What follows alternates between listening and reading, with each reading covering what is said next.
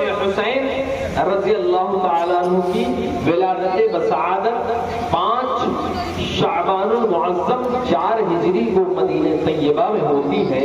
حضور صلی اللہ علیہ وسلم حضرت امام حسین کا نام امام حسین رکھتے ہیں، یعنی حسین ابن علی 7ویں دن رکھتے ہیں، اور پیدائش کے بعد ہی آپ نے کان میں اذان دی، 7ویں دن نام رکھا اور عقیقہ کیا، اور حضور صلی اللہ علیہ وسلم نے جیسے کہ میں نے کل بھی بتایا تھا امام حسن امام حسین رضی اللہ تعالیٰ عنہما کا نام اللہ تبارک و تعالیٰ نے تجویز فرمایا تھا، یعنی ان کا نام رکھا تھا حضرت ہارون علیہ السلام کے بیٹوں کے نام پر۔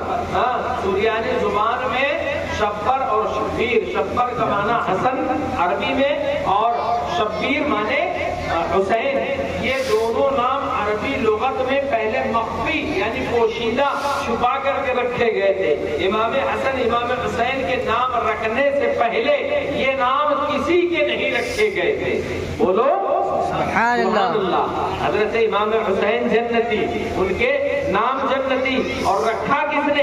پروردگار عالم نے ان کا نام رکھا حضرت امام حسین کا۔ تو محترم حضرات، ہمیں یہ سوچنا چاہیے کہ امام حسین کا رتبہ اور مرتبہ کتنا بلند و بالا عرفہ و اعلیٰ ہے کہ ہم اور آپ کی جو سوچ ہوگی اس سوچ سے کہیں پرے کہیں زیادہ حضرت امام حسن امام حسین رضی اللہ تعالیٰ عنہ کا درجہ ہے۔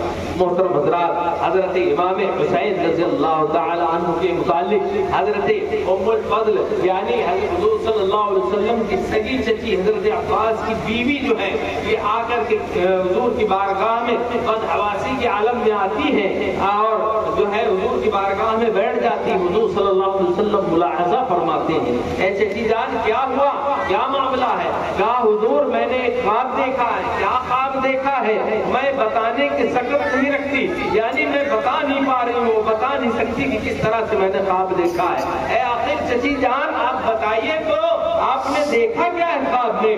حضور میں نہیں بتا سکتی، یا میرے اندر اتنی ہمت نہیں ہے۔ حضور پھر ارشاد فرماتے ہیں بتائیے بتائیے۔ تو حضرت ام الفضل آپ کی جو چچی ہے وہ بتاتی ہے کہ آپ کے جسم سے جسم کا ایک ٹکڑا کاٹا گیا ہے اور جو ہے وہ میری گود میں دیا گیا ہے۔ حضور صلی اللہ علیہ وسلم مسکراتے ہیں اور کہتے ہیں کہ آپ کا خواب بہت اچھا ہے، حضرت فاطمہ کے گھر میں بچے کی پیدائش ہوگی اور وہ سب سے پہلے آپ کی گود میں دیا جائے گا۔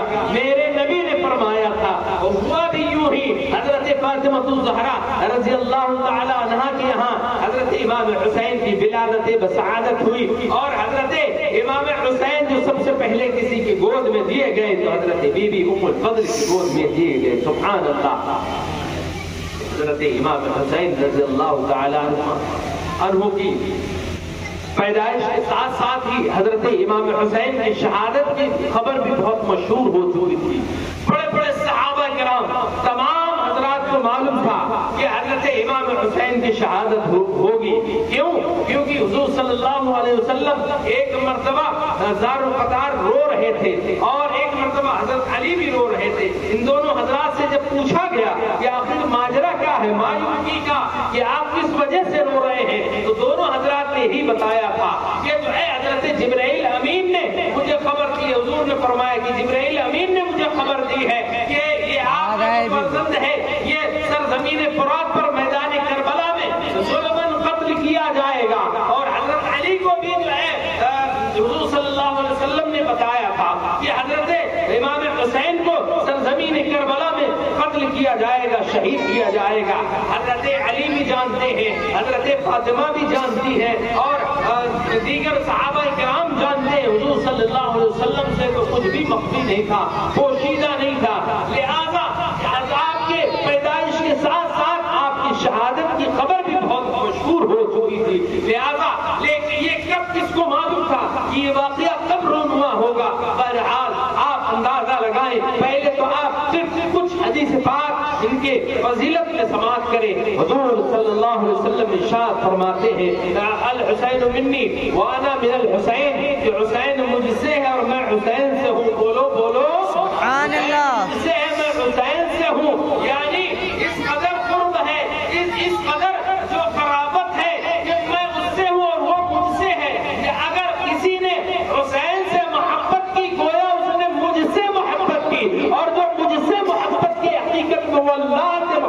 کرتا ہے، اور جو اللہ سے محبت کر لے وہ یقیناً جنتیوں والا کام کرتا ہے۔ اللہ اللہ، حضور صلی اللہ علیہ وسلم آپ جو ہے امام حسن امام حسین دونوں حضرات کو گود میں لیا کرتے تھے، کبھی کاندھوں پر بٹھایا کرتے تھے۔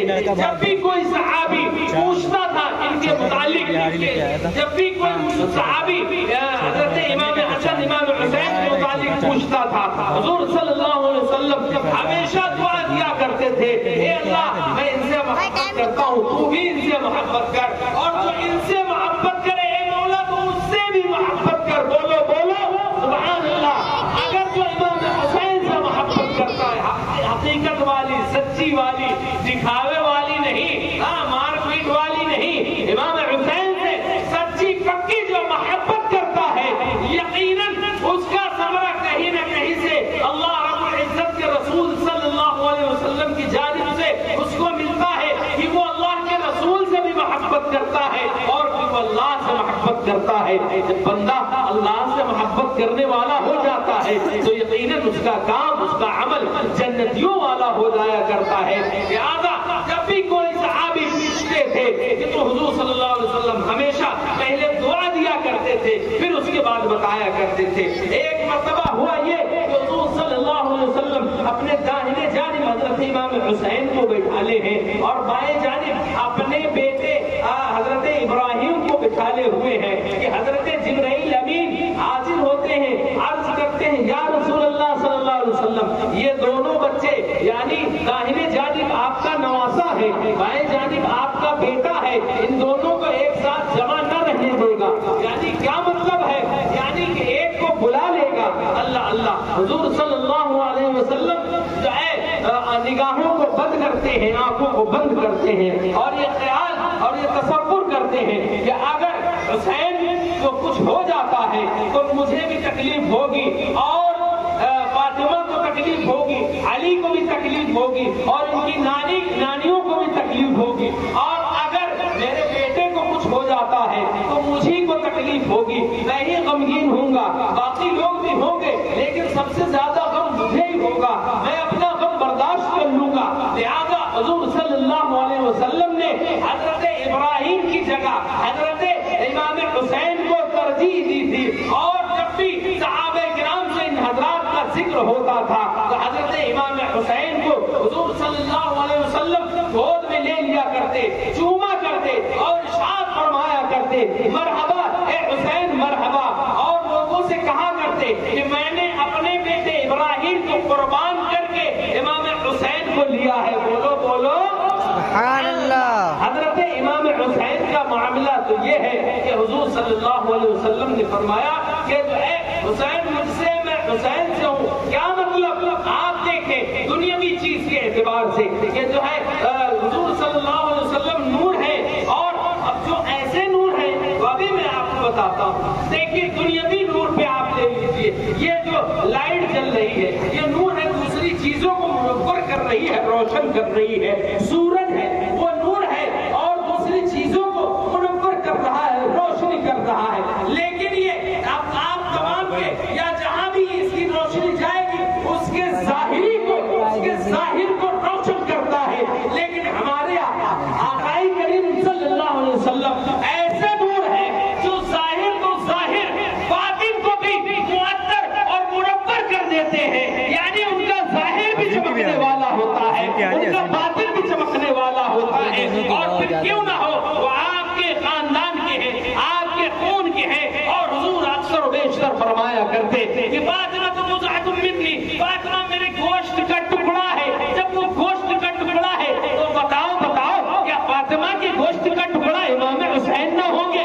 یقیناً امام حسین حضرت فاطمہ الزہرا کے گوشت کا ٹکڑا ہے۔ اب ہمارے امام کی بارگاہ میں آئیے، ہمارے امام کیا کہتے ہیں کہ تیری نسل پاک میں ہے بچہ بچہ نور کا، تو ہے عین نور، تیرا سب گھرانہ نور کا، تیرا کل گھرانہ نور کا۔ لہذا حضرت امام حسین بھی نور ہے، بے شک حضرت امام حسین جو ظاہر بھی چمک رہے، آج بھی چمک رہے اور قیامت تک چمکتے رہیں گے۔ بولو بولو سبحان اللہ۔ یزید مر گیا، مٹ گیا، اب کتنا معاملہ اس کا ہوا، کہ لوگ کوئی اپنے بچوں کا نام یزید رکھنا گوارا نہیں کرتا. کوئی رکھتا ہے کیا؟ بولو نہیں، بولو نہیں، رکھتا ہے کیا؟ لیکن الحمدللہ آپ جس گلی میں بھی چلے جائیں، چاہے اس گلی میں چلے جائیں، چاہے اس روڈ پہ چلے جائیں، چاہے حاجی عبد الکریم صاحب والی 36 کوارٹر والی گلی میں چلے جائیں، ہاں، یا ادھر والی اجمیری مسجد کی چھوٹے گیٹ کی طرف والی گلی میں چلی جائیں، ہاں، ہر گھر میں حسین ملے گا. حسین نہیں تو غلام حسین ملے گا، اور ہر گھر میں نہیں ملے گا تو ہر دوسرے گھر میں حسین ملے گا. حضرت امام حسین کی برکت ہے.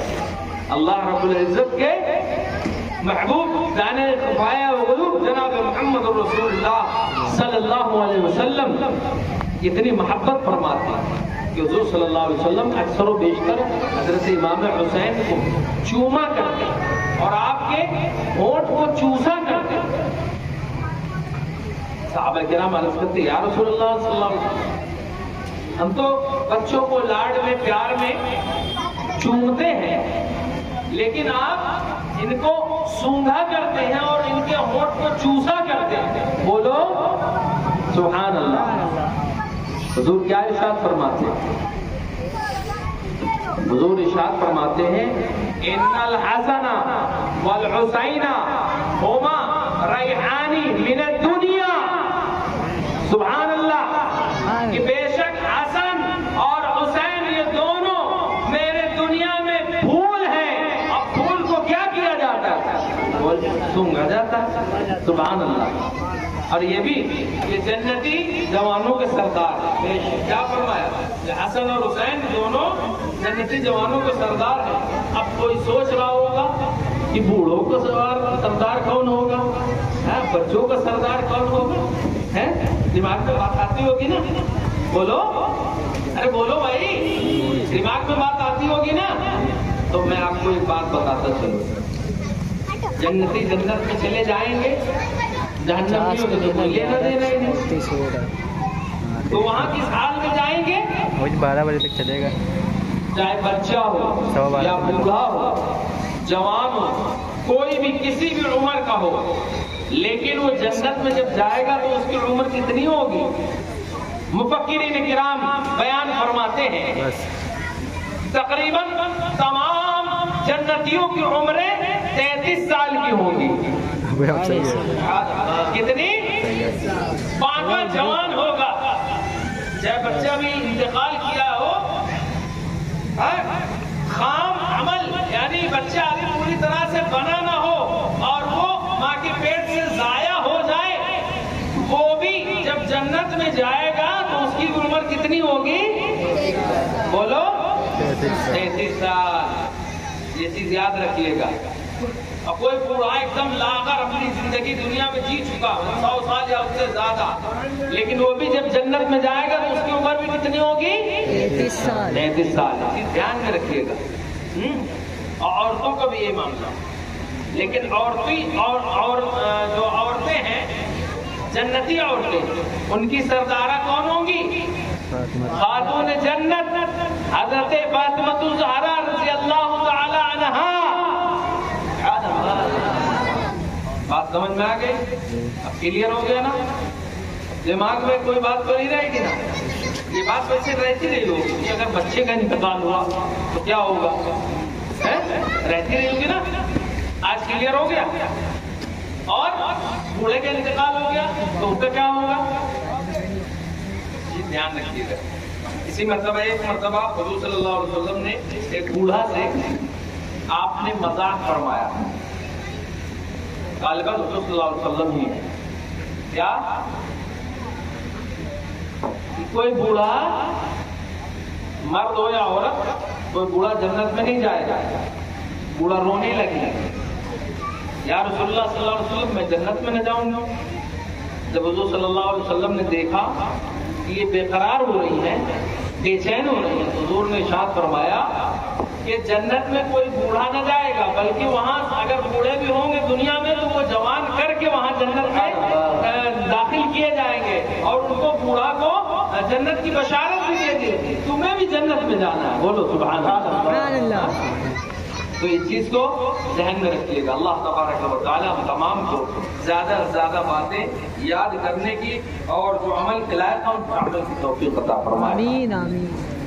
حضرت امام حسین رضی اللہ تعالی عنہما نے بھی جو ہے 25 حج پیدل فرمائے. پیدل کیے. سبحان اللہ. اسٹیج خالی ہو گئی. 25 حج پیدل مکمل کیے تھے. ہم اور آپ ہیں، اللہ نے اگر نوازا ہے تو زندگی میں صرف ایک مرتبہ حج کرنا کیا ہے؟ فرض ہے. لیکن جو نصیب والے ہیں، قسمت والے ہیں، بار بار جاتے ہیں حج کرنے، وہ اللہ کی مرضی ہے اور اللہ ان سے خوش ہوتا ہے. اور جو لوگ نہیں کر سکتے سوچتے ہیں عمرہ سے ہی کام چلا لے، یہ مطلب کہنے کا اللہ اور اس کے رسول کا گھر دیکھ آئے، یہ بھی نصیب والے خوش قسمت ہیں. تو میرا کہنے کا مطلب یہ ہے کہ زندگی میں ہم لوگوں کی زندگی میں اگر صاحب استطاعت ہیں تو صرف ایک مرتبہ حج فرض ہے. یعنی جو فرض ہے، جو ایک دم ہماری ڈیوٹی ہے، استطاعت اللہ نے دیا ہے، وہ ہمیں کرنا ہی ہے. اس پہ ہمیں توجہ دینے کی ضرورت ہے. اگر اللہ نے استطاعت دی ہے تو ہم حج کریں اور کوشش یہ کریں کہ بوڑھے ہونے کا انتظار نہ کریں بلکہ جوانی میں کریں.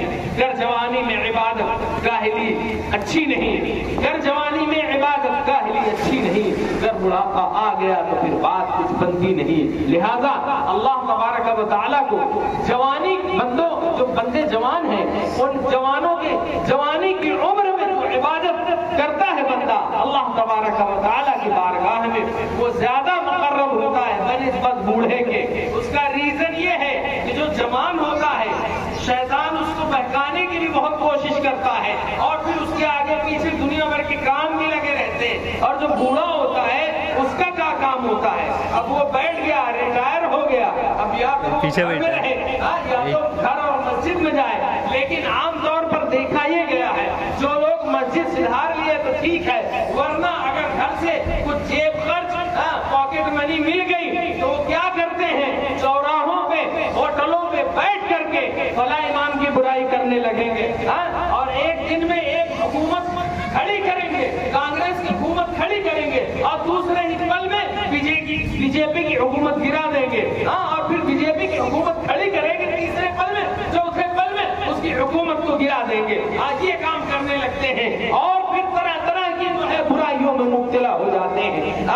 میں کسی کا نام یا کسی کی طرف میرا اشارہ نہیں ہے، جو آج کل کا ماحول چل رہا ہے اس کے متعلق میں بتانا چاہ رہا ہوں. میں بتا رہا ہوں کہ آج کل کا جو ماحول چل رہا ہے، لہذا اے میرے بھائیوں، میں آپ کو یہ نہیں کہتا کہ آپ چائے نہ پیجیے، میں آپ کو یہ نہیں کہتا کہ آپ ہوٹل میں تھوڑی دیر بیٹھ کر کے اخبار نہ پڑھیے، میں یہ نہیں کہتا کہ جو ہے آپ کچھ نہ کیجیے، بلکہ آپ سیر و تفریح کیجیے.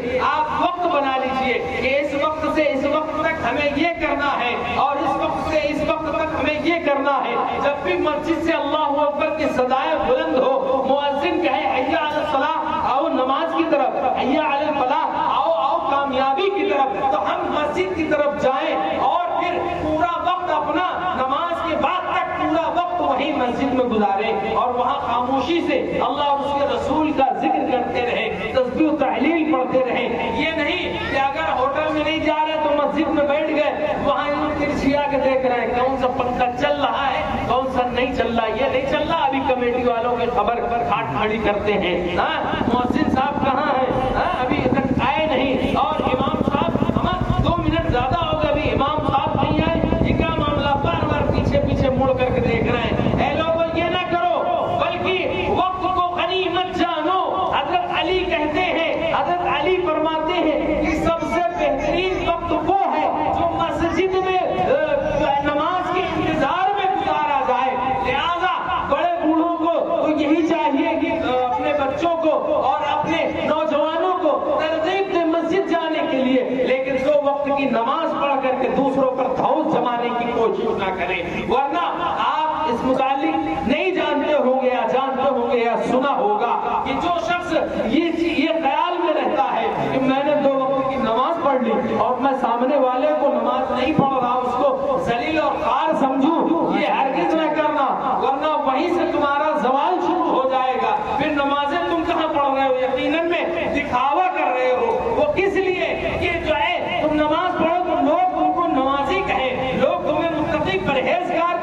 نہیں بلکہ تمہیں پابندی کرنا ہے نماز کی، اور یہ تمام یہ چھوٹی چھوٹی باتوں کو تمہیں اگنور کرنا ہے۔ ہاں اگر تمہیں کچھ تاکید ہی کرنی ہے کمیٹی والوں کو، تاکید ہی کرنی ہے مسجد کے مؤذن صاحب کو، امام صاحب کو، تو آپ ان کے پاس جائیں، ادب سے جو طریقہ ہے طریقے میں جا کر کے سلام و دعا اور مزاج کرسی لے، پھر اس کے بعد جو ہے ان سے پوچھیں یا اپنی بات رکھیں کہ حضرت ایسا ایسا معاملہ ہے، آپ تاخیر کیوں ہوئے، یا مؤذن صاحب آپ سے لیٹ کیوں ہوئی، یا اکثر و بیشتر لیٹ ہو جایا کرتا ہے، تو آپ کوشش کیا کیجئے کمیٹی والوں سے بھی جائیں اور جا کر کے ان سے بھی جو ہے حساب سے ان سے بات کریں کہ بھائی یہ پنکھا خراب ہو گیا اس کو بنوا دیجئے، نمازیوں کو تکلیف ہوتی ہے۔ آج کل مسجدوں کے جو ممبران ہوتے ہیں، کمیٹی والے ہوتے ہیں، ان سب چیزوں میں دھیان تو رکھتے ہی ہیں، ہر چیز میں ان تمام چیزوں میں دھیان رکھتے ہیں۔ امام مؤذن کا دھیان رہے یا نہ رہے وہ بات الگ چیز ہے، امام پر دھیان دے یا نہ دے، مؤذن پر دھیان دے یا نہ دے، پتہ نہیں اس نے ایک وقت کھانا کھایا ہے یا نہیں کھایا ہے، یہ دھیان دے یا نہ دے، ان چیزوں کو بہت دھیان دیتے ہیں۔ کون سی لائٹ خراب ہے، کون سا کنکما خراب ہے، کون سی ایسی جو ہے کولنگ نہیں کر رہی ہے، اب ادھر کی لائٹ نہیں آ رہی، یہ تمام چیزوں میں دھیان دیں گے اور پیسہ بھی المجا خرچ کریں گے، بے حساب خرچ کریں گے، لیکن کبھی اپنے امام اور مؤذن کو بھی دیکھ لیا کرو اور دیکھو، میں کسی کو ٹارگٹ نہیں کر رہا ہوں، یہ چیز دھیان رکھنا، کوئی دماغ میں یہ لے لے کہ فلاں کو ٹارگٹ کر رہے تھے، یہ آج کل ماحول چل رہا ہے، اللہ ماشاءاللہ کچھ ایک جگہ کو چھوڑ کر کے، یہ آج کل ماحول چل رہا ہے، اس لیے میں کہہ رہا ہوں لہذا ہم تمام کو جو ہے اس جانب توجہ دینی چاہیے۔ اللہ تبارک و تعالی ہم تمام کو اس کی توفیق عطا فرمائے۔ حضرت امام حسین رضی اللہ تعالی عنہ جو ہے حضور صلی اللہ علیہ وسلم کی سایہ شفقت میں 7 سال 7 ماہ اور 7 دن تک رہے۔ اس تربیت نے آپ کو علم و فضل، شجاعت و سخاوت، ہمت اور زہد و تقوی کی مکمل تصویر بنا دیا۔ یعنی آپ نانا جان کے پاس رہے کتنے دن تک؟ 7 سال 7 ماہ اور 7 دن تک حضور صلی اللہ علیہ وسلم کے سایہ شفقت میں رہے۔ کون؟ حضرت امام حسین۔ یہی تو معاملہ ہے کہ ایک مرتبہ زکات کی کھجوروں کا ٹوکرا آپ کی بارگاہ میں آگے رکھا ہوا تھا، کوئی لایا تھا زکات کی کھجوریں رکھ گیا تھا کہ ان کو جو ہے جو مستحقین ہو ان میں تقسیم کروا دیجئے گا، وہ رکھا ہوا تھا۔ حضرت امام حسین کے بچپن کا زمانہ ہے، انہوں نے گئے اور جا کر کے کھجور کے ٹوکرے سے ایک کھجور اٹھا کر کے منہ میں رکھ لی۔ حضور صلی اللہ علیہ وسلم نے دیکھا، فوراً انگلی ڈال کر کے وہ کھجور نکال دی اور فرمایا کب تک چھی چھی، پیغمبر کے گھر والے زکات نہیں کھاتے۔ اللہ اللہ، یعنی پتہ یہ چلا کہ جو سادات ہوتے ہیں زکات ان کو نہیں دی جا سکتی اور اس زکات کا مال وہ لوگ نہیں استعمال کرتے۔ پیغمبر کے گھر والے زکات نہیں کھاتے، یہ حضور صلی اللہ علیہ وسلم کی تربیت کا معاملہ ہے۔ یہی وجہ ہے کہ جب آپ ایک مرتبہ جوان سال ہو گئے تھے، آپ نے معزز لوگوں کے گھر میں دعوت دی اور دعوت دینے کے بعد ایک غلام نے کھانے کا ایک قیمتی برتن لاپرواہی میں توڑ دیا تھا۔ آپ نے اس کی جانب غصے سے دیکھا۔ وہ غلام کون تھا؟ قرآن کریم کا حافظ تھا۔ اس نے فوراً یہ آیت کریمہ پڑھی۔ کیا پڑھی؟ والکاظمین الغیظ، مومن غصہ کو پی جانے والے ہیں۔ آپ نے فرمایا قدم تو غیظی، میں نے غصے کو پی لیا۔ والعافین عن الناس، غلام نے اگلا آیت تلاوت کی، اگلا حصہ تلاوت کیا کہ اور لوگوں کو معاف کرنے والے ہیں۔ آپ نے فرمایا عفوت عنک، میں نے تجھے معاف کر دیا۔ واللہ یحب المحسنین، اور اللہ احسان کرنے والوں کو پسند کرتا ہے۔ حضرت امام حسین نے اس غلام کو آزاد کر دیا کہ جا میں نے تجھے آزاد کر دیا۔ آپ اندازہ لگائیں کہ جب کسی کے گھر میں کوئی محفل چل رہی ہو، کوئی مجلس چل رہی ہو، کوئی پروگرام چل رہا ہو، ایسا معاملہ ہو جائے تو اس کو یقیناً تھوڑی سی تکلیف ہوتی ہے، لیکن امام حسین کا علم دیکھیے، ان کا فضل دیکھیے، ان کی شجاعت دیکھیے، ان کی سخاوت دیکھیے اور ان کا علم دیکھیے، ان کا علم دیکھیے کہ حضرت امام حسین کا غلام حافظ ہے۔ جب اس نے آیت پڑھی تو یقیناً ان کو اللہ رب العزت سے اس قدر محبت تھی کہ جو ہے اس ایک آیت کریمہ کے پڑھنے کی وجہ سے اس غلام کو آزاد کر دیا۔ بولو حضرت امام حسین کی تربیت ہمارے نبی نے فرمائی. ان کی شان کے متعلق اگر کوئی غلط بولتا ہے تو یقیناً وہ اپنی دنیا اور آخرت تباہ و برباد کرتا ہے. اب کچھ لوگ ہیں جو لوگ امام حسین کو معاذ اللہ غلط کہتے ہیں. تو ہم سیدھی سی بات یہ جانتے ہیں، یا اللہ تیرے محبوب کو فرمانے والی شان ہے کہ جو شخص جس سے محبت کرتا ہے اس کا حشر اسی کے ساتھ ہوگا. تو ہم محبت کس سے کرتے ہیں اور وہ محبت کس سے کرتے ہیں؟ تو وہ محبت یزید سے کرتے ہیں. اے اللہ تو ان کا حشر یزیدیوں کے ساتھ فرما، اور ہم محبت امام حسین سے کرتے ہیں. اے اللہ ہمارا حشر حسین کے ساتھ فرما دے. اللہ اللہ سبحان اللہ. تو حضرت امام حسین رضی اللہ تعالی عنہ کی ولادت بسعادت کب ہوئی؟ ابھی بتایا ہم تھوڑی دیر پہلے، 5 شعبان 4 ہجری میں. حضرت امام حسن کی پیدائش کب ہوئی تھی؟ 15 رمضان 3 ہجری میں. تو حضرت امام حسن امام حسین کی جو چھوٹائی بڑائی تھی وہ کتنی تھی؟ 1 سال میں 1 مہینہ کم اور 10 دن کم. یعنی کتنے دن ہو گئے؟ 10 مہینہ 20 دن، یعنی 11 مہینے میں 10 دن کم چھوٹائی بڑائی تھی. پورے 1 سال کے چھوٹے بڑے نہیں تھے، اس کو یاد رکھیے گا.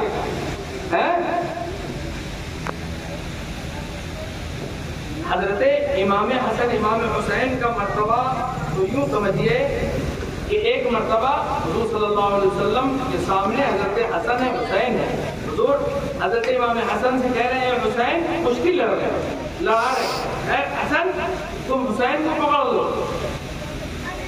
حضرت فاطمہ موجود ہیں، تعجب سے دیکھتی ہیں ابا حضور آپ بڑے سے کہہ رہے ہیں چھوٹے کے لیے کہ حسین کو پکڑ لو.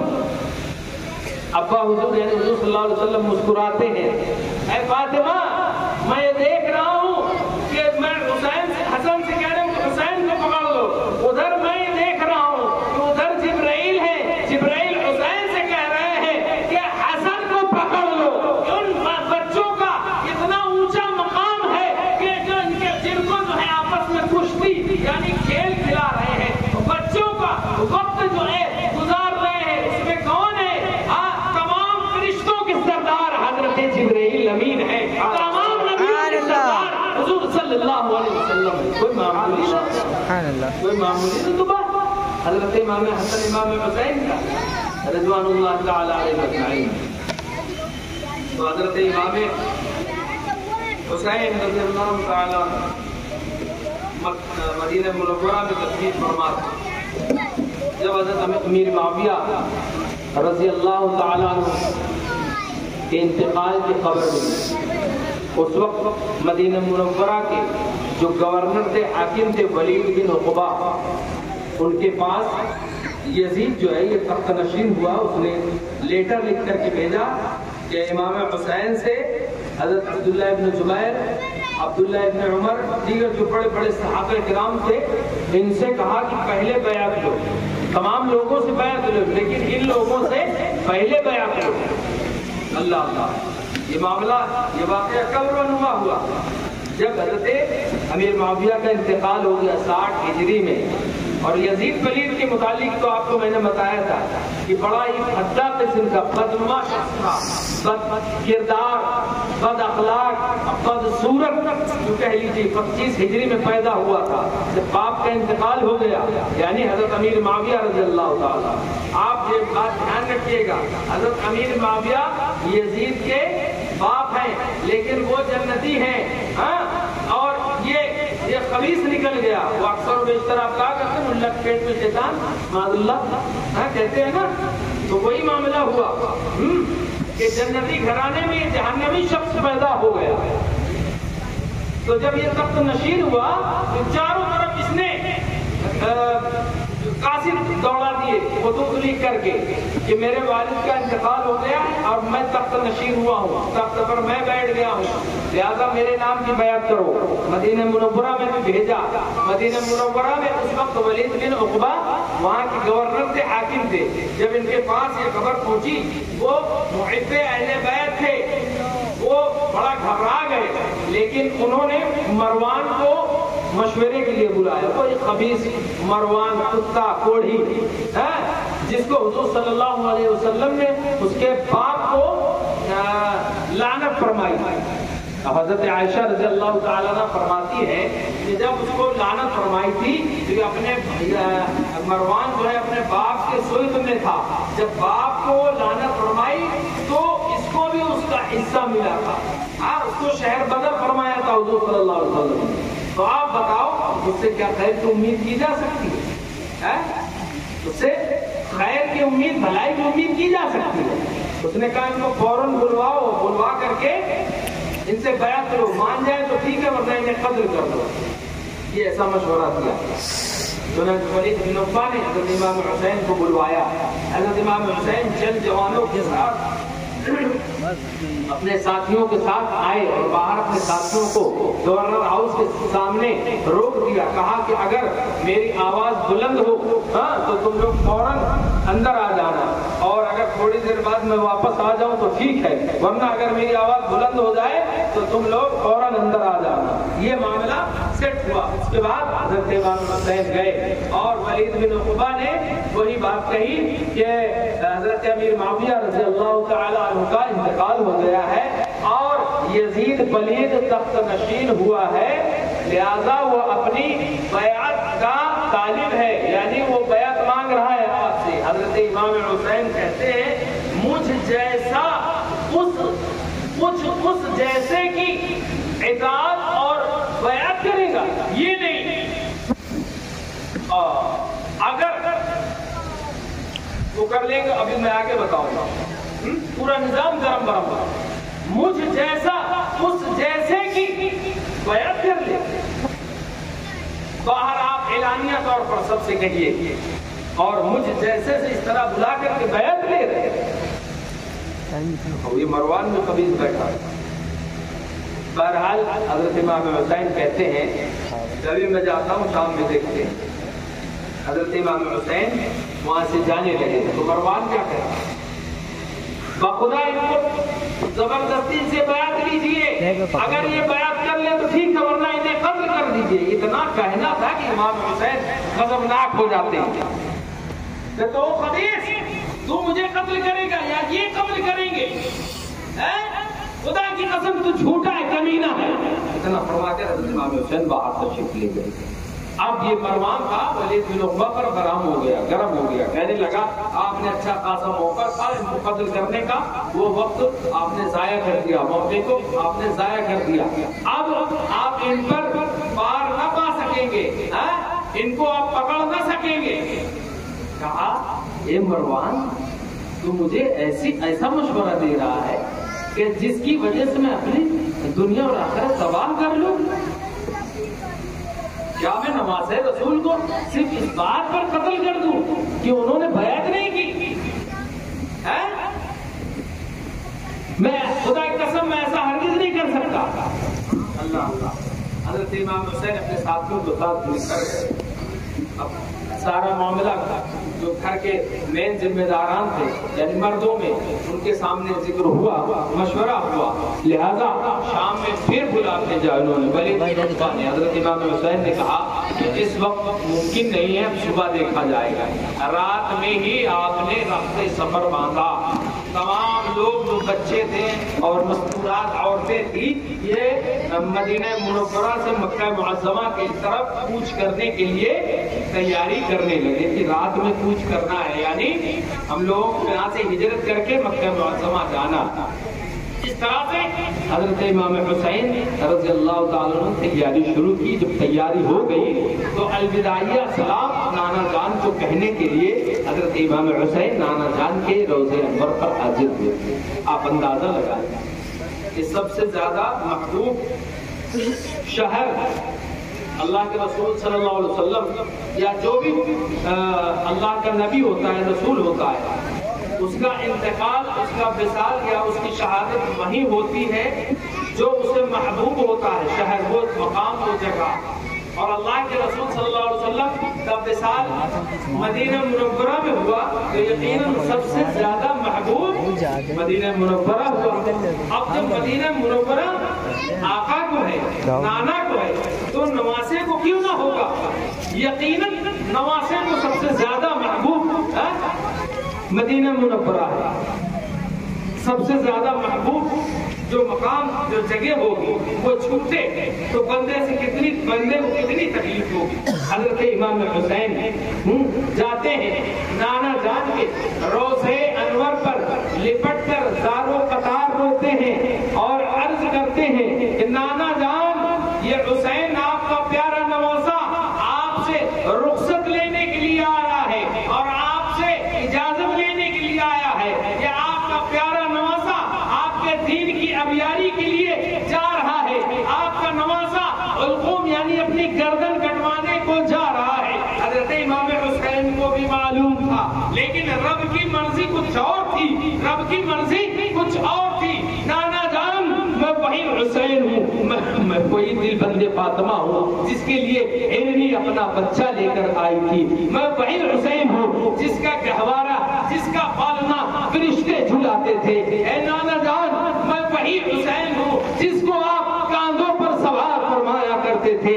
اے نانا جان، یہ آپ کا پیارا نواسا، آپ کا پیارا وطن، آپ کا پیارا شہر چھوڑ کر کے جا رہا ہے. نانا جان، اجازت دیجیے. آپ اندازہ لگائیں جب اس طرح سے حضرت امام حسین نے اپنے نانا جان سے عرض کیا ہوگا تو زمین کانپ گئی ہوگی، آسمان لرز گیا ہوگا حضرت امام حسین کی گریہ وزاری سن کر کے. لیکن رب کی مرضی کچھ اور تھی. ورنہ آپ دیکھیں کہ کسی بھی کتاب میں کہیں پر کسی مقام پر کسی جگہ پر یہ نہیں ملتا کہ حضور صلی اللہ علیہ وسلم یا حضرت فاطمہ الزہرا یا حضرت علی رضی اللہ تعالیٰ یا حضرت امام حسن نے کبھی رب کی بارگاہ میں عریضہ پیش کیا ہو کہ اے مولا، میرے بیٹے حسین سے، میرے بھائی حسین سے یہ اتنا بڑا امتحان نہ لے. نہیں، بلکہ جہاں بھی آپ دیکھیں گے یہی چیز ملے گی. اے میرے مولا، تو حسین سے محبت کر، میں حسین سے محبت کرتا ہوں، اور جو اس سے محبت کرے تو اس سے بھی محبت کر. اور یہ نہ فرمایا، یہ نہ عرض کیا کہ اے مولا میرے حسین سے اتنا بڑا امتحان نہ لے، اتنا بڑا امتحان نہ لے، امتحان نہ دے پائے گا. نہیں، بلکہ رب کی بارگاہ میں ہمیشہ یہی دعا کرتے تھے حضور صلی اللہ علیہ وسلم. اے میرے مولا، میرے بیٹے حسین کو، میرے نواسے حسین کو، میرے لختے جھوئے حسین کو ثابت قدم رکھنا. مطلب یہ تھا کہ رب تبارک و تعالیٰ کی مشیت اور مرضی یہی تھی کہ اے میرے محبوب، اپنے نواسے کی گردن کٹواؤ اور اپنے دین کی آبیاری اور اس کی حفاظت کرو. یہی ان کا مقدر ہے. اللہ اللہ. حضرت امام حسین رضی اللہ تعالیٰ عنہ نانا جان کے روضے انور پر حاضر دینے کے بعد والدہ محترمہ کی قبر انور پر حاضر ہوتے ہیں، ان سے بھی اجازت لیتے ہیں. اس کے بعد حضرت امام حسین اور جو اونٹ تیار کیے گئے تھے، کجاوے کسے گئے تھے، اور یہ جو قافلہ جانے کے لیے تیار تھا، اب یہ قافلہ رات مدینہ منورہ سے مکہ معظمہ کی طرف کوچ کر جاتا ہے. اللہ اللہ. حضرت امام حسین مکہ معظمہ میں پہنچ کر شعب ابو طالب میں قیام پذیر ہوتے ہیں. تمام صحابہ کرام، دیگر لوگ خوش ہیں کہ نواسے رسول ہم میں تشریف لائے ہیں، نواسے رسول ہم میں تشریف لائے ہیں. حضرت امام حسین نے مکہ معظمہ میں جو ہے یزید کے خلاف کسی سے بیعت نہیں لی تھی، اور جو ہے وہاں بلکہ بتایا بھی نہ تھا کسی سے. لہذا کہنے کا مطلب، مقصد اور مدعا یہ ہے کہ اگر حضرت امام حسین رضی اللہ تعالیٰ عنہ چاہتے تو مدینہ منورہ اور مکہ معظمہ تمام جگہ کے لوگوں کو یکجا کر کے یزید کے خلاف جو ہے بغاوت کر دیتے اور مخالفت کر دیتے. لیکن نہیں، رب کی مرضی امام حسین کو معلوم تھا کچھ بھی ہو جائے میری شہادت مقدر ہو چکی ہے. لہذا میں مدینہ منورہ کی حرمت کو پامال نہیں کرنا چاہتا، مکہ معظمہ کی حرمت کو پامال نہیں کرنا چاہتا. اللہ اللہ. اس طرح سے حضرت امام حسین رضی اللہ تعالیٰ عنہ مکہ مکہ معظمہ میں قیام پذیر ہوئے، اس کے بعد جب کوفہ میں لوگوں کو پتہ چلا کہ کوفہ میں جب لوگوں کو پتہ چلا کہ حضرت امیر معاویہ کا انتقال ہو گیا ہے، تو تمام لوگ ایک مقام پر ایک کے گھر میں بیٹھے اور یہ خبر بتائی کہ امیر معاویہ کا انتقال ہو گیا ہے۔ اس پر سب لوگوں نے کیا کیا؟ شکریہ ادا کیا۔ شکریہ کون ادا کرتا ہے حضرت امیر معاویہ کے انتقال پر؟ آپ اندازہ لگائیں، تمام لوگ اکٹھا ہوئے، اکٹھا ہو کر کے حضرت امیر معاویہ کے انتقال کا جو ہے بتایا، اور اس کے بعد کہا کہ حضرت امام حسین کے متعلق بھی یہ پتہ چلا ہے کہ آپ مدینہ چھوڑ کر کے مکے میں آ گئے ہیں، لہذا ہم یہ چاہتے ہیں کہ حضرت امام حسین کو کوفہ بلایا جائے، ہم ان کے ہاتھوں پر بیعت کریں گے اور انہیں اپنا امام تسلیم کریں گے۔ تمام لوگوں نے کہا کہ ٹھیک ہے۔ اس میں کچھ لوگوں نے یہ بھی کہا کہ اے لوگوں سن لو، حضرت امام حسین کا اگر واقعی میں ساتھ دینا چاہتے ہو، سامنے ڈٹ کر مقابلہ کرنا چاہتے ہو امام حسین کے مخالفین کا، تبھی امام حسین کو بلانا، ورنہ ایسا نہ ہو کہ یہاں بلا کر کے اور پیچھے ہٹ جاؤ، امام حسین کو تکلیف ہو۔ لہذا یہ بالکل جب پختہ ہو جائے تبھی تم امام حسین کو بلانا۔ بہرحال یہ انہوں نے اس وقت جوش میں تھے، سب نے کہا ہم ساتھ دیں گے، ہم ساتھ دیں گے۔ اس طرح سے جوش میں آ کر کے لوگوں نے خط لکھا۔ خط لکھنے کے بعد جو ہے عبداللہ ابن دال، عبداللہ ابن صبئی کے ہاتھوں پر ایک خط روانہ کیا، اور پھر اس کے ایک دو دن کے انترال میں ایک لوگ، دو لوگ، تین لوگ، چار لوگوں کے خطوط سے اور بھی سائن سے اور بھی خطوط حضرت امام حسین کے پاس مکہ معظمہ میں بھیج دیا کہ امام حسین آپ آئیے، آ کر کے یہاں ہم پر ہماری امامت فرمائیے، ہم آپ کے ہاتھوں پر بیعت کریں گے اور آپ کے قدموں پر اپنی جان کو نثار کریں گے، اپنی جانوں کو قربان کریں گے، لہذا امام حسین آ جائیے۔ جب آپ نے دیکھا اور وہاں اجل صحابہ کرام نے دیکھا، مکہ معظمہ کے صحابہ کرام نے دیکھا، اب چونکہ کوفہ کی بدعہدی بہت مشہور تھی، یعنی مکر جانے والی، پلٹنے والی، جیسا آج کل لوگ پلٹ جاتے ہیں، کچھ کہا لیکن کبھی ضرورت پڑی تو فوراً بدل جائیں گے، کہیں گے ہم نے یہ بات کہاں کہی تھی۔ تو وہاں کا بھی یہ معاملہ تھا، جگہ سے کچھ معاملہ ہو تو لوگ پلٹ جاتے ہیں، وہاں بھی پلٹ جاتے تھے۔ تو جو ہے حضرت امام حسین کے پاس جب خطوط آ گئے تو لوگوں نے آپ کو مشورہ دیا امام حسین وہاں نہ جائیے گا، وہاں کے لوگ دینار اور درہم کے بندے ہیں، وہاں تو ابھی رکے تھے گھر میں، اور وہاں کمرہ بن جائے گا کہ لیے رکنا پڑے گا، اور عہدوں کے لالچی ہیں، وہ آپ کا ساتھ کسی کو لے جائیں گے، بلکہ اگر ضرورت پڑی تو آپ کے مقابل کھڑے ہو کر کے آپ کا خون بہائیں گے۔ لہٰذا امام حسین کے لوگوں کی بدعہدی بہت مشہور ہے، آپ وہاں نہ جائیں۔ لہٰذا بہت سے جب لوگوں نے کہا تو حضرت امام حسین نے مشورہ کیا، کہا کہ اچھا یہ کیجئے کہ جو ہے حضرت امام مسلم جو آپ کے چچا زاد حضرت امام حسین کے چچا زاد بھائی ہیں، ان کو بھیج دیجئے، یہ وہاں جائیں گے، حالات دیکھ کر کے لکھیں گے کیا معاملات، کیا حالات ہیں، اگر صحیح حالات لکھیں گے تو پھر ہم یہاں سے روانہ ہوں گے۔ تو لوگوں نے کہا کہ ٹھیک ہے۔ حضرت صدر الفاضل علامہ نعیم الدین مراد آبادی رحمۃ اللہ علیہ نے اس کے متعلق بڑا لمبا چوڑا ایک میٹر لکھا ہے، اس کی جو مین باتیں ہیں میں آپ کے گوش گزار کرتا ہوں۔ کہتے ہیں کہ حضرت امام حسین کے بعد جب اتنے خطوط آ گئے تھے تو آپ کے پاس کوئی عذر بھی نہ رہا تھا کہ جب وہ لوگ دعویٰ کر رہے تھے کہ آپ آئیے یہاں اپنی جانیں قربان کر دیں گے اگر کوئی میٹر ہوا، تو اب کوئی معاملہ بھی نہ رہا تھا نہ جانے کا، اور اگر نہ گئے اور ان کی وجہ سے لوگ قیامت کے دن رب کی بارگاہ میں کہہ دیں گے کہ مولا ہم نے تو خطوط بھیجے تھے تیرے محبوب کے نواسے کے پاس لیکن وہ ہماری امامت کے لیے آئے ہی نہیں، تو وہ ان کے پاس عذر مل جاتا، لہذا حضرت امام حسین کے پاس کوئی عذر بھی نہ بچتا، حسین نے حضرت امام مسلم کو روانہ کر دیا، اور جاتے جاتے حضرت امام مسلم کے دو چھوٹے چھوٹے بچے حضرت محمد اور حضرت ابراہیم جو کہ آپ کو بہت پیارے تھے وہ بھی ساتھ ہو لیے۔ اس طرح سے حضرت امام مسلم کوفہ پہنچے، کوفہ پہنچ کر مختار بن عبید کے مکان پر آپ مقیم پذیر ہوئے، قیام پذیر ہوئے، اور کوفہ والوں نے 2-3 دن کے اندر ہی لگ بھگ 12,000 کوفیوں نے آپ کے ہاتھ امام حسین کی بیعت کر لی اور یزید کی بیعت توڑ دی۔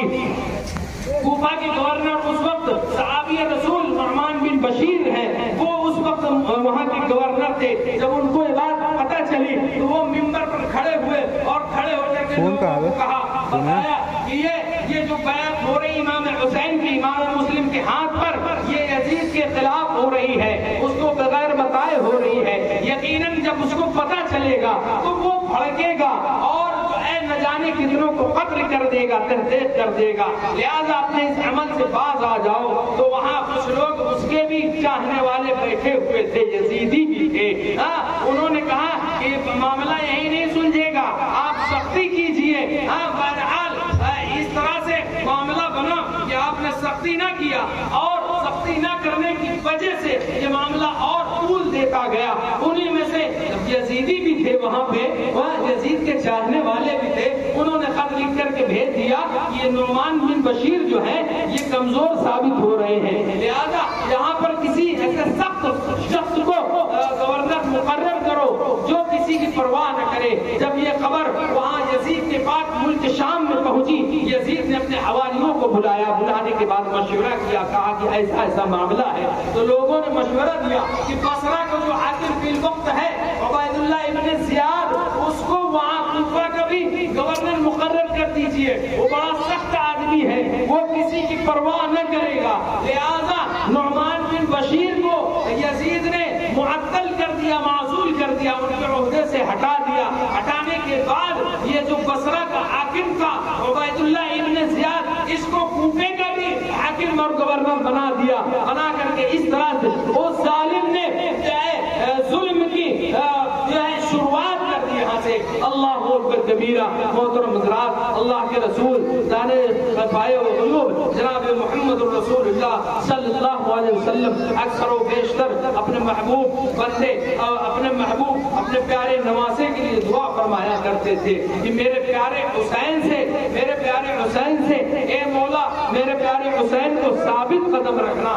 اور ورنہ آپ دیکھیں کہ حضرت علی رضی اللہ تعالیٰ جب جنگ صفین ہوئی تھی، اس وقت مقام سے گزر رہے تھے، حضرت علی نے لوگوں سے پوچھا یہ کون سا مقام ہے؟ تو حضرت علی کو لوگوں نے بتایا تھا کہ یہ مقام کربلا ہے، میدان نینوا ہے، اور یہ دریائے فرات ہے۔ حضرت علی کہتے ہیں اللہ اکبر، وہی گھوڑے پر سے اترتے ہیں، اتر کر کے جو ہے زارو قطار روتے ہیں، اور پھر حضرت علی فرماتے ہیں کہ یہاں میرے بیٹوں کے خیمے گڑیں گے، اور یہاں میرے بیٹوں کے جو جوان شہید کیے جائیں گے، اور یہاں میرے گھر کی جو مستورات ہیں، عورتیں ہیں، وہ بچے جو ہیں وہ پیاسے رکھے جائیں گے۔ حتیٰ کہ حضرت علی رضی اللہ تعالیٰ نے پورا نقشہ بتا دیا تھا۔ یہ کیوں کر بتایا تھا؟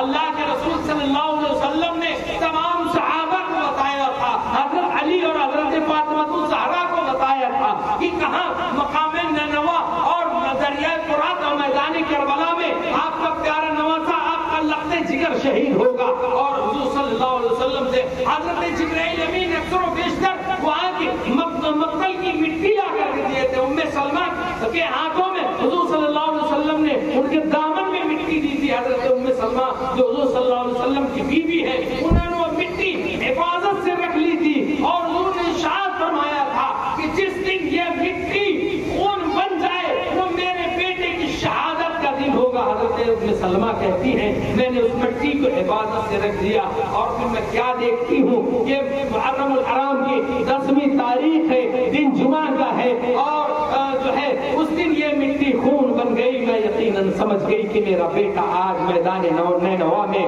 میدان کربلا میں، دریائے فرات کے کنارے شہید کر دیا گیا ہے۔ محترم، کہنے کا مطلب، مقصد اور مدعا یہ ہے کہ ہر ایک شخص کو معلوم تھا، لیکن یہ نہیں معلوم تھا کہ کیا یہ معاملہ اسی مرتبہ، یہ میٹر اسی بار میں ہو جائے گا، حضرت امام حسین کی شہادت اسی وقت ہو جائے گی۔ لہذا ورنہ پل پل کی جگہ یہ متعلق تمام صحابہ کرام اور خاص کر کے گھر والے حضرات جانتے ہی تھے، اور حضور نے بھی سب کو بتا دیا تھا۔ اب آپ اندازہ لگائیں ام سلمہ کے ہاتھ میں ہی کیوں دیا وہ مٹی؟ لہذا حضور صلی اللہ علیہ وسلم کا غیب دیکھیے، غیب دیکھیے کہ حضور نے حضرت ام سلمہ تھی، کیونکہ حضور کو پتا تھا کہ حضرت ام سلمہ اس وقت تک حیات رہے گی، یعنی انہیں موت نہیں آئے گی، ورنہ کسی دوسرے کو دے دیتے، ام سلمہ کو ہی کیوں دیا؟ اور یہ بھی فرما دیا کہ یہ جو ہے مٹی خون بن جائے گی۔ حضرت ام سلمہ نے دیکھا تو کہا واقعی وہ مٹی خون بن گئی تھی۔ اللہ اللہ محترم حضرات، یہ معاملہ، یہ ماجرا رب تبارک و تعالیٰ اور اس کے محبوب اور ان کے نواسے کے درمیان کا معاملہ ہے۔ ہم اس میں اپنے عقل کے گھوڑے نہیں دوڑا سکتے، بس رب کی مرضی تھی، اور رب کی مرضی تھی کہ میرا محبوب اپنے نواسے کو قربان کر کے دین اسلام کی حفاظت کرے۔ اللہ تبارک و تعالیٰ نے، اللہ تبارک و تعالیٰ نے اپنے محبوب کے نواسے سے وہ کام کروا دیا، ورنہ معاملہ یوں ہوتا کہ جب یزید نے آپ کے پاس کہلوایا تھا تو وقتی آپ کہہ دیتے، جھوٹی موٹی بیعت لے لیتے اور آپ جو ہے اپنا لشکر اکٹھا کرتے، پھر اس کے بعد یزید پر چڑھائی کر دیتے۔ لیکن یہاں کچھ معاملہ ایسا تھا ہی نہیں، رب کی مرضی کچھ اور تھی، لہذا پتہ یہ چلا کہ امام حسین کا شہید ہونا مقدر ہو چکا تھا، جیسا کہ شاعر کیا خوب کہتا ہے کہ قتل حسین اصل میں مرگ یزید ہے، اسلام زندہ ہوتا ہے ہر کربلا کے بعد۔ وآخر دعوانا ان الحمدللہ رب العالمین۔ السلام علیکم۔